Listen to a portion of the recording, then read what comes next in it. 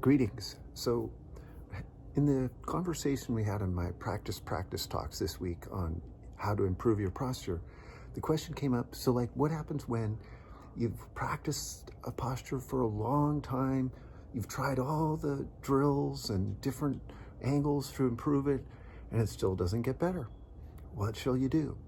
The Yoga Vasishtha is saying that basically self-effort is everything, right? And that self-effort of the present moment overcomes kind of the momentum of past actions.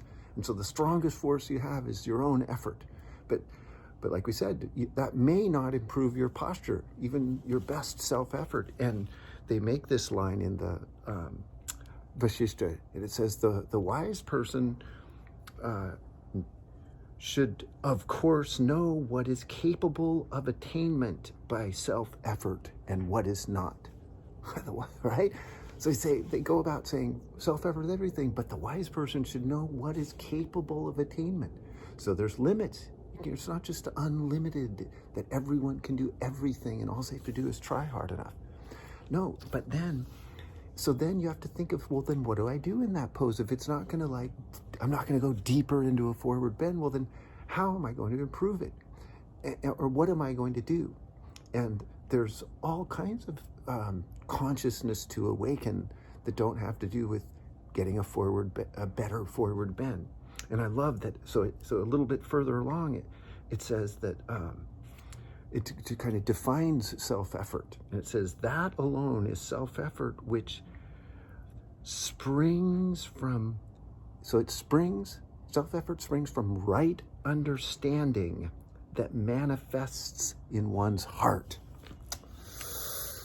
Okay, so it comes from within you, how to direct your efforts in that asana and what constitutes improvement.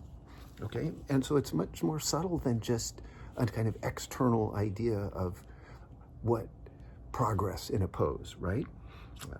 And then it says the understanding that manifests in one's heart, which has been exposed to the teachings of the scriptures. It springs from your heart, but you've also kind of steeped yourself in yoga to prepare the soil of your heart to understand. Okay, and then it also says that this amazing thing. So it says, you indeed are consciousness itself, and not inert physical matter. Okay, so you're consciousness, and it reminds you that to remind you that you are not impelled to action by anything other than yourself.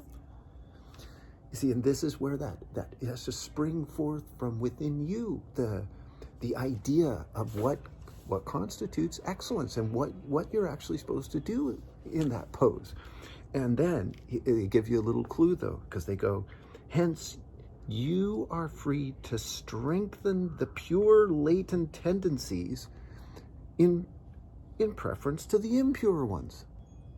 See, and that's what the holy ones emphasize. Persistently tread the path that leads to the eternal good.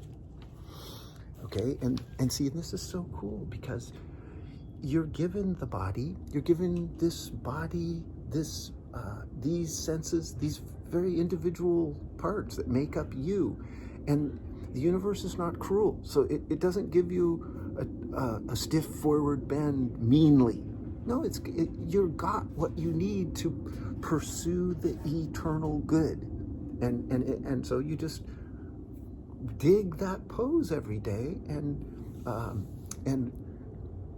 be receptive to the springing forth of the right understanding of how to tread the path towards the purity away from the impurity. Yeah.